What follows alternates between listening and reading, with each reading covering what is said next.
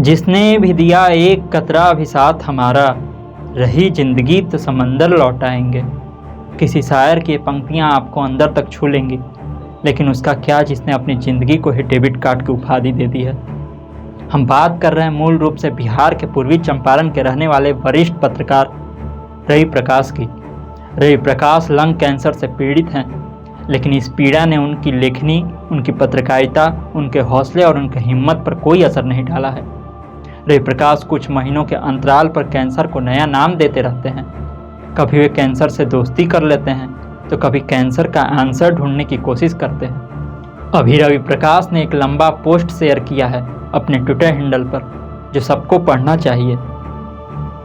रवि प्रकाश ने लिखा है कि मेरी ज़िंदगी डेबिट कार्ड सी हो गई है। ईश्वर ने इसमें मेरे लिए कुछ वक्त जमा कर रखा है। मैं वह वक्त सलीके से खर्च कर रहा हूँ, ताकि अपनी देह और सांसों के साथ को कुछ और वक्त दे सकूं। इसलिए मैंने वक्त पर वक्त को खर्च करना सीख लिया है।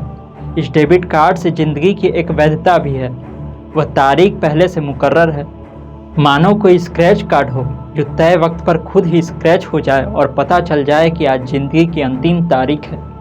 मैं उस एक्सपायरी डेट से पहले अपने वक्त पर जूडियस इस्तेमाल कर रहा हूँ। मेरी ज़िंदगी में रोज़ एक नया दिन जुड़ता है। दूसरा सच ये है कि मैं अपनी डेबिट कार्ड वाली ज़िंदगी की जमा पूंजी से रोज़ एक नया दिन खर्च भी कर रहा हूँ। मेरी ज़िंदगी के दिन हर नई सुबह के साथ कम हो रहे हैं। जी हाँ, यह ज़िंदगी खर्च हो रही है। रवि प्रकाश आगे लिखते हैं कि ऐसा पहले नहीं था। मेरी ज़िंदगी तब समंदर सी थी, उसमें लहरें आती जाती रहती थी। अंधेरा होता तो लहरें और ऊर्जावान हो जाती, उजाला होता तो इन लहरों के किनारे एक दुनिया बस जाती। मेरी दुनिया अपनी गति से चल रही थी। तभी एक रोज़ अचानक वक्त ने करवट बदली। मेरी देह में मौजूदा लाखों कोशिकाओं में से एक में कैंसर ने जगह बना ली। जब मुझे पता चला, तब तक वह अपने चौथे स्टेज में पहुंच चुका था। सामान्य बोलचाल में इसे कैंसर के अंतिम स्टेज कहते हैं। मेरी दूसरी कोशिकाओं में भी कैंसर का विस्तार हो चुका था। मेडिकल साइंस इसे मेटास्टेसिस होना कहता है।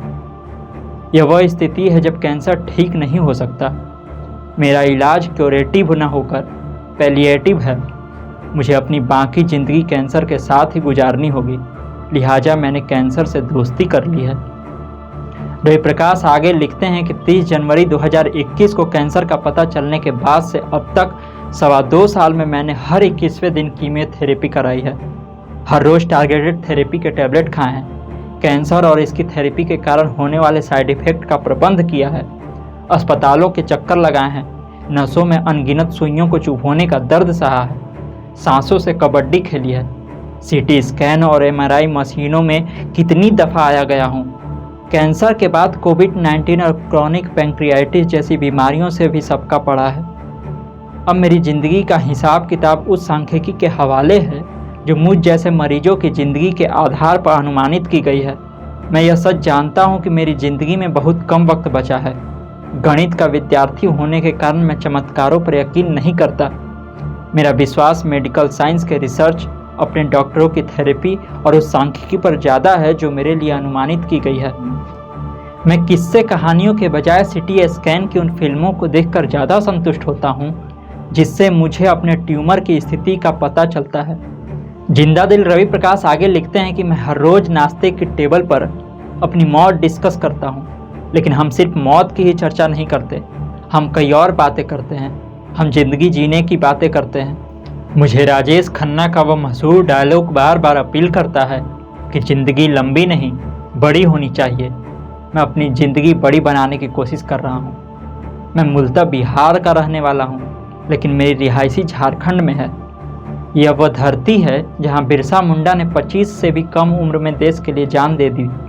वे भगवान माने जाते हैं। बिहार में मेरे पैतृक जिले पूर्वी चंपारण सटे मुजफ्फरपुर में जब खुदीराम बोस को फांसी दी गई, तब वे 20 साल के भी नहीं थे। स्वामी विवेकानंद 40 से भी कम उम्र में इस दुनिया से चले गए। इन उदाहरणों ने मुझे मजबूत किया है। अब मुझे मौत से डर नहीं लगता। मौत उतनी ही शाश्वत है जितना मेरा जन्म होना। जिंदगी किसी बाजार में नहीं बिकती, लिहाजा इसे जाया करने का कोई मतलब समझ नहीं आता। यही वजह है जो मुंबई में अपने अस्पताल टाटा मेमोरियल की हर फॉलोअप विजिट के बाद कुछ दिन मैं देश घूमने के लिए निकाल लेता हूँ। मैंने अपनी पत्नी संगीता और बेटे प्रतीक के साथ कश्मीर, गोवा, शिरडी जैसी जगहों की यात्राएं की हैं। पहाड़ों पर घुड़सवारी की तो समंदर किनारे डिस्कों पर पैर थिरकाए, मंदिर गए, दरगाहों पर चादर चढ़ाई तो चर्च में प्रार्थनाएं भी की। इस दौरान अच्छी तस्वीरें उतारी और रांची प्रेस क्लब में उसकी एक प्रदर्शनी भी लगाई। नाम रखा कैंसर वाला कैमरा। कैंसर पर अब तक मैंने 22 किताबें पढ़ ली हैं। अब एक किताब लिखने की योजना है। पेशे से पत्रकार हूँ तो काम भी नहीं रोका। रवि प्रकाश लिखते हैं कि रफ्तार थोड़ी कम भले हुई, लेकिन रिपोर्ट लिखना बंद नहीं की। ग्राउंड पर भी गया, सिनेमा हॉल में जाकर पठान देखी और टेलीविज़न की कई चर्चाओं में भाग भी लिया। शादियां अटेंड की, पार्टियों में गया, मतलब इलाज भी करता रहा और ज़िंदगी भी जीता रहा। मैं चाहता हूं कि भारत सरकार कैंसर को अधिसूचित बीमारियों की श्रेणी में डाल दे, ताकि हर केस न केवल रजिस्टर हो बल्कि उसकी ट्रैकिंग भी हो सके। संसद की स्टैंडिंग कमेटी ने पिछले ही साल इसकी सिफारिश की थी। काश सरकार यह सिफारिश जल्दी मान लेती। काश मेडिकल साइंस को कैंसर का निदान मिल जाता। काश हर कैंसर के लिए टीका बन जाता।